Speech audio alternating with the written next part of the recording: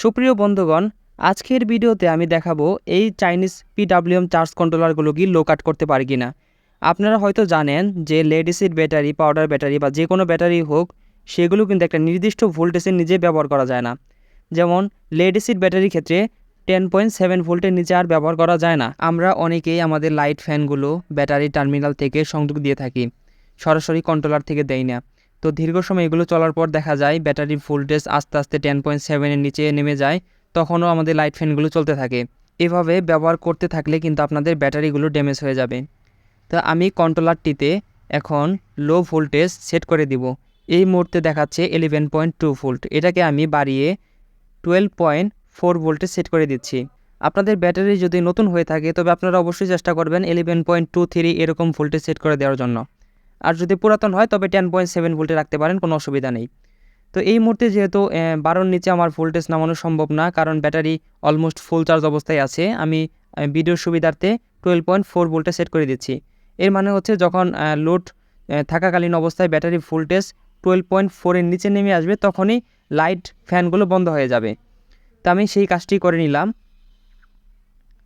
এই মুহূর্তে আমার ব্যাটারি ভোল্টেজ দেখতে পাচ্ছেন 12.6 ভোল্ট এবং সোলার প্যানেল থেকে কোনো লাইন নেই। আমি রাতের বেলায় ভিডিওটি করতেছি।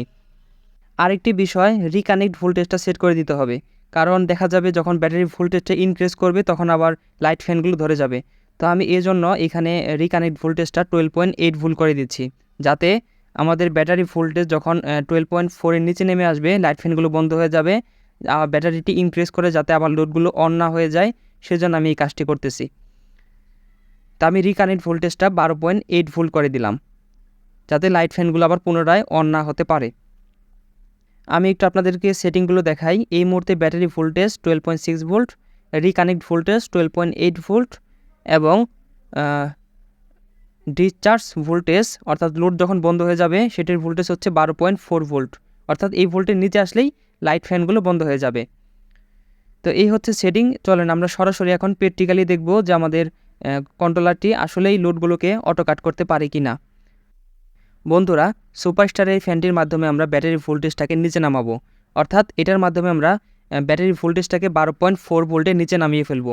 আর উপরে যে সুপারস্টার লাইটটি দেখতে পাচ্ছেন, এটা আমরা সরাসরি কন্ট্রোলার থেকে কানেকশন দিয়েছি, যাতে আমরা বুঝতে পারি আমাদের কন্ট্রোলারটি এই লাইটটিকে অটো কাট করতে পারে কিনা।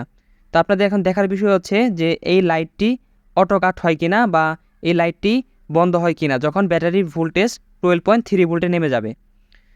তো এই মুহূর্তে লাইট দেওয়া অবস্থায় দেখতে পাচ্ছেন 12.5 ভোল্ট। আমি এখন ফ্যানটিকে লোড দিব যাতে ব্যাটারির ভোল্টেজটা নিচে নেমে যায়। তো আমি সরাসরি 3 স্পিডে লোড দিয়ে দিচ্ছি। তা আপনারা একটু লাইটের দিকে লক্ষ্য রাখবেন। আমি যদি আপনাদেরকে কন্ট্রোলারে দেখানোর চেষ্টা করি, 12.4 ভোল্টে নেমে এসেছে। এই যে এখানে দেখেন 12.3 ভোল্টে নেমে এসেছে, দেখতে পেলেন। তো 12.3 ভোল্টে নেমে আসার সাথে সাথেই দেখেন লাইটটি বন্ধ হয়ে গেছে এবং এইখানে ব্যাটারির যে লো ব্যাটারি ইন্ডিকেট এটা চলে এসেছে, কোনো ব্যাটারির পার্সেন্টেজ দেখাচ্ছে না। তো এবার আমরা ফ্যানটিকে আবার বন্ধ করব। আমি ফ্যানটিকে আবার বন্ধ করে দিলাম, দেখেন 12.4 ভোল্টে অটো কাট হয়ে আছে। আমি রিকানেক্ট ভোল্টেজ কিন্তু 12.8 ভোল্টে সেট করে দিয়েছি, যার ফলে কিন্তু লাইটটি অন হচ্ছে না। তো আমি রিকানেক্ট ভোল্টেজটা 12.4 ভোল্টে করে দিচ্ছি।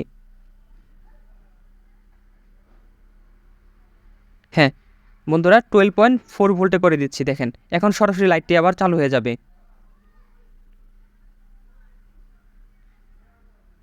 হ্যাঁ, তো দেখেন বন্ধুরা, আমাদের লাইটটি কিন্তু আবার চালু হয়ে গিয়েছে। তো রিকানেক্ট ভোল্টেজ হচ্ছে 12.4 ভোল্ট করে দিয়েছি 12.8 থেকে, যার ফলে লাইটটি আবার চালু হয়ে গিয়েছে। এবার যদি আমরা ফ্যানটিকে আবার লোড দেই তবে দেখি কি হয়। আমি ফ্যানটিকে আবার লোড কানেকশন করে দিচ্ছি। তো দেখেন লাইটটি আবার বন্ধ হয়ে গেল।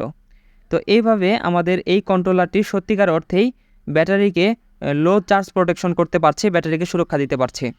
ভিডিওটি এখানেই শেষ করছি। ধন্যবাদ সবাইকে।